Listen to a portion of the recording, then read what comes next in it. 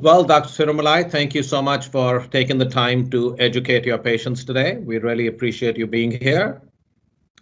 First obvious question is, how did you get interested in the field of pelvic pain? As a once practicing OBGYN for over 10 years, chronic pelvic pain is a common diagnosis. So it was quite easy during that time to think of all our non-vascular causes for pelvic pain, but it always didn't hit the mark. And it was only after turning my practice into looking at how the pelvic venous architecture can contribute to pelvic pain did I then turn my practice more into seeing these kind of patients since they're so underdiagnosed.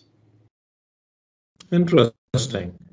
So for a patient or somebody suffering from pelvic pain sitting out there listening to you talk, what specific symptoms should make her seek the attention or care of somebody like yourself?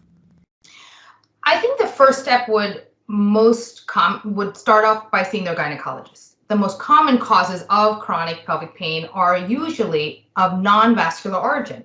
So start with your gynecologist, rule out the common GYN conditions, maybe endometriosis, fibroids, ovarian cysts, post-surgical scarring, and then go for non-GYN causes, like maybe gastrointestinal, like IBS, or even urinary causes like bladder pain syndrome or interstitial cystitis. And then once those are ruled out and it's not enhanced by depression or anxiety or stress, and no resolution has been found, then it's very important to then seek a pelvic vein specialist like myself. So tell us how, now that you've told us about your background, are kind of in a perfect situation to give us a global view of pelvic pain. And how has your thought process evolved over the years, starting from where you were in OBGYN, a very successful OBGYN practice, and now being involved with the vascular causes of pelvic pain? Tell us a little bit about the evolution. Well, it was a very humbling experience, actually. As you mentioned, I was trained out of University of Maryland, shock trauma. I had a very nice, busy practice, both in the obstetric side and the gynecological side, performing all the latest surgeries that were available. And I thought when I would see these chronic pelvic pain patients that I was hitting the mark for most of them. But now, as I reflect back, there was probably a good 20% of patients that were not of some of the conditions I listed earlier as being the GYN or urological conditions and things like that. So initially my entry into Center for Vascular Medicine was so that I could impart some of my pelvic knowledge into the veins, not realizing how many patients actually have chronic pelvis venous congestion. And it was only after doing this for the last couple of years now that I realized that there were many, many patients, most likely during my private practice, that were either misdiagnosed because gynecologists very frequently don't talk about the pelvic veins. We don't think about the pelvic veins because it's not a common thing for us to be able to take care of. And so now when I see these patients, it's almost like putting a puzzle together where I can put their GYN conditions, their pelvic pain, their lack of finding a diagnosis with some of the more leg venous symptoms, since there is a correlation between the pelvic veins and the leg veins, and see how we can now help these patients further. And it's just fuel for me, because when I catch these patients now, I feel that I'm able to live through now some of those patients that I didn't have a chance to treat back then, just because I had not associated both worlds together. So are there any specific symptoms when you hear a patient say, which makes you go straight that this is not a classic GYN or a non-GYN vascular, non-vascular condition, but this is a vascular condition?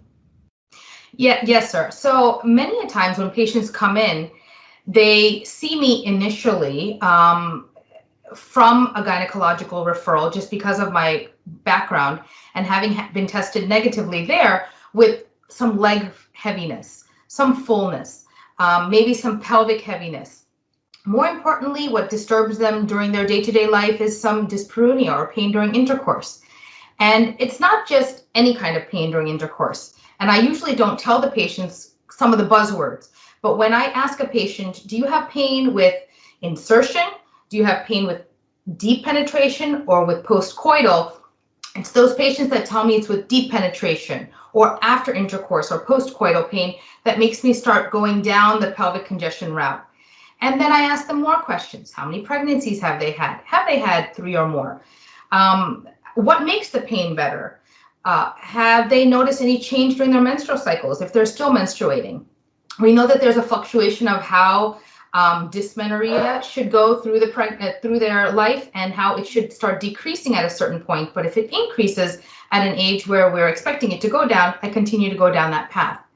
And then there are other things as far as their ultrasound findings that kind of, whether it's the lower leg ultrasound findings or pelvic ultrasound findings, that would more solidify this doubt that I may have that they have this, my suspicions.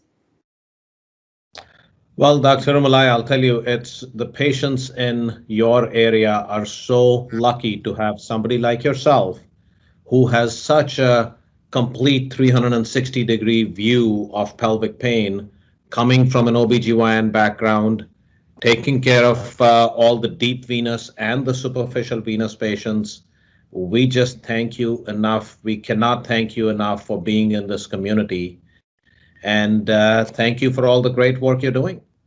Thank you so much for those kind words. But as I mentioned to you, having not had the chance to see these patients earlier as far as diagnosing them with chronic pelvic venous congestion and doing that now, every time my team and I can diagnose a patient, have them treated for it, and they come in with tears in their eyes that their legs now feel better, or that once that difficulty and pain during intercourse, which was interfering with their marriage, is now no longer a topic of discussion. Those are things that we don't want to take for granted. So I appreciate your kind words, but it's very much mutual for letting me see these patients. It's very, very heartwarming. Thank you. Thank you again for taking the time. Have a great rest of the day. Thank you. Thank you very much.